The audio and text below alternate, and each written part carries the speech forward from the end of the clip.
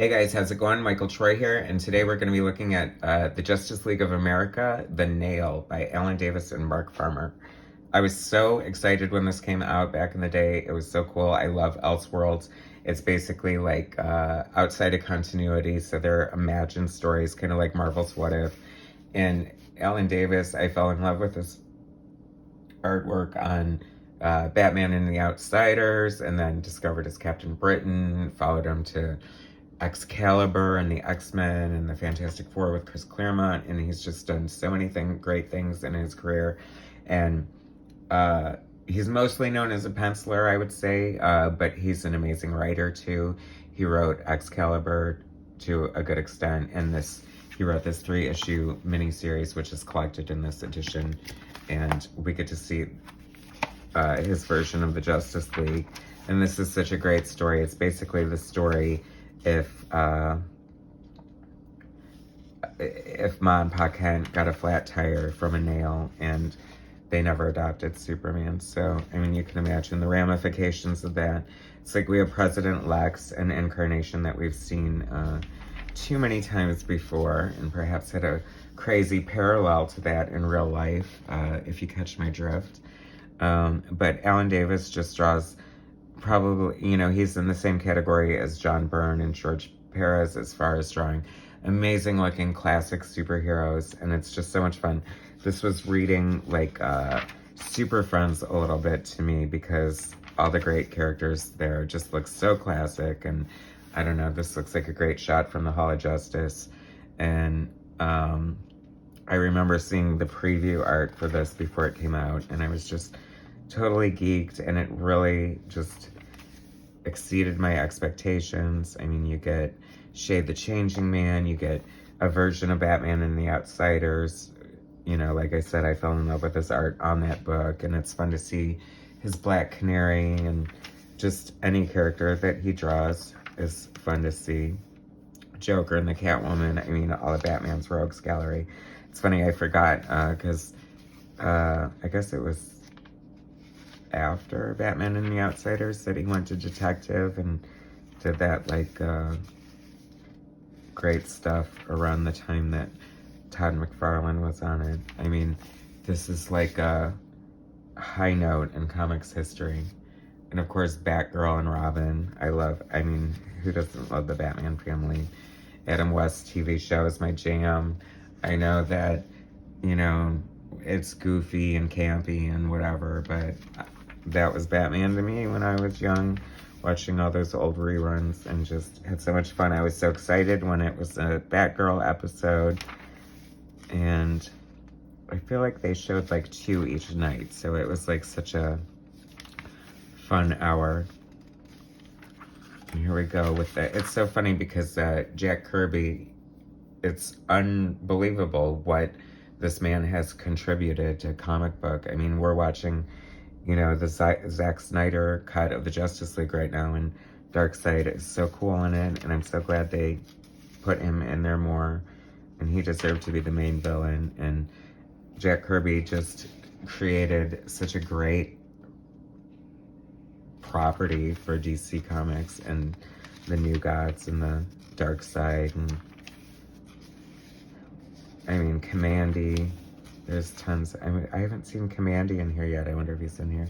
And this is Alan Davis.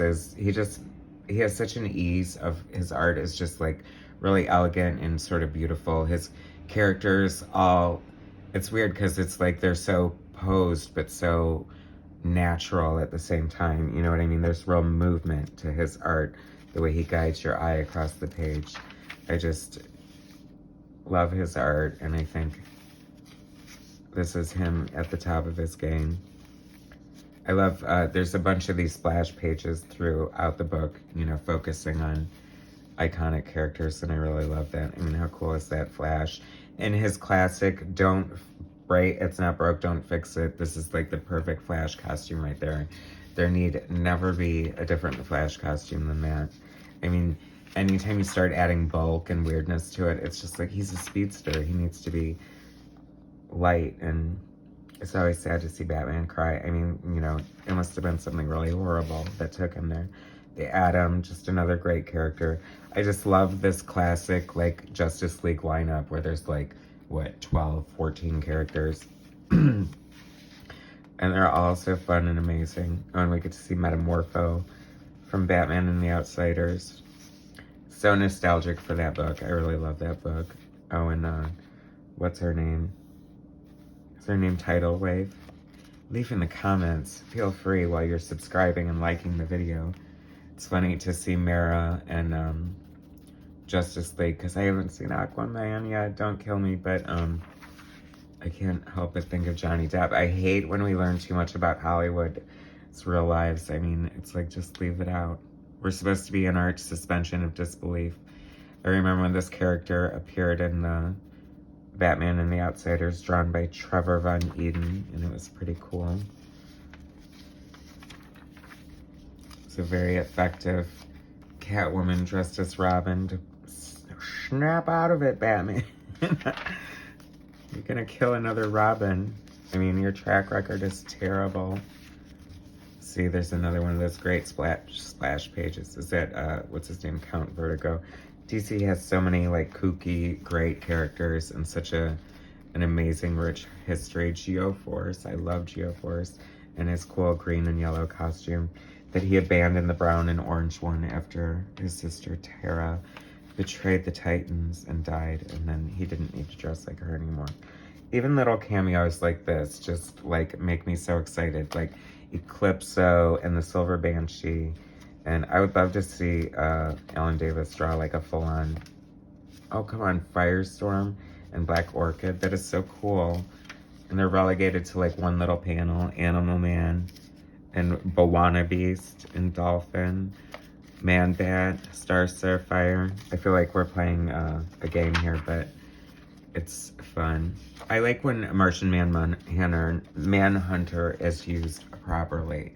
Like, I'm not a huge fan of it. I'm halfway through the Snyder Cut. I know he makes an appearance. Spoilers, I haven't gotten there yet, so maybe I'll feel more excited once I see him there, and that's very cool. Alan Davis is just such an amazing artist. Changeling, or Beast Boy, I guess he would be there. Dr. Fate.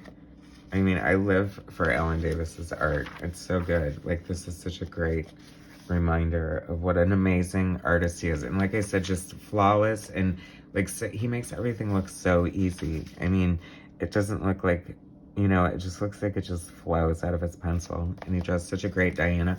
Oh my gosh, that would be a great run on Wonder Woman. She deserves another great run with a great artist, and I think Alan could write and draw like a killer Wonder Woman.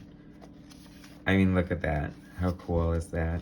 She's fighting the Metal Men. Too bad, you know, in Sisterhood, she's kicking Tina in the face instead of, like, Lead or whoever else is there, but... Hawkman. I always liked Hawkman and Alien Scum. It's terrible. See, there's even prejudice everywhere.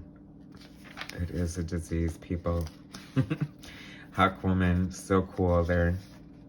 I love it. I just love little touches. Like, there's her stuffed animal. Poor thing.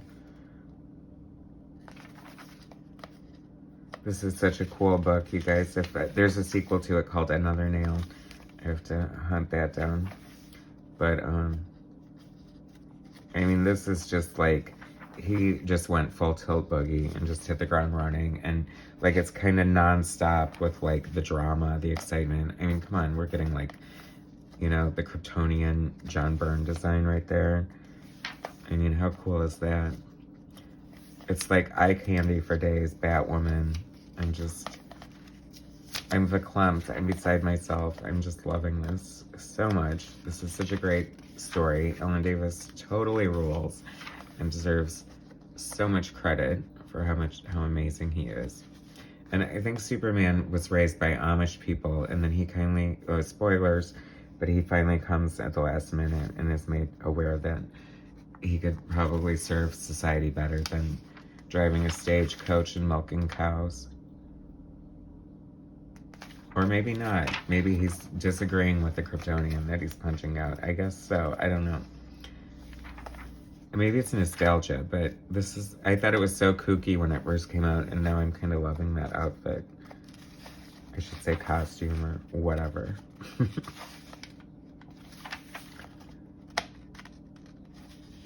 So much fun. I love this book. It has action and drama and emotional heart and just beautiful art. It's the Justice League. It's like the Doom Patrol, Infinity Inc. I mean, there's so much to love. Batman and the Outsiders, Dead Man. There's so much to love about this book. If you guys haven't read it, I urge you to. If you have read it, I urge you to dust it off and read it again because it's totally worth it. And it was one of my favorite stories by Ellen Davis, and it's so good. So please subscribe to my channel and hit like, and I'll bring you guys some more content later. All right, thanks, guys.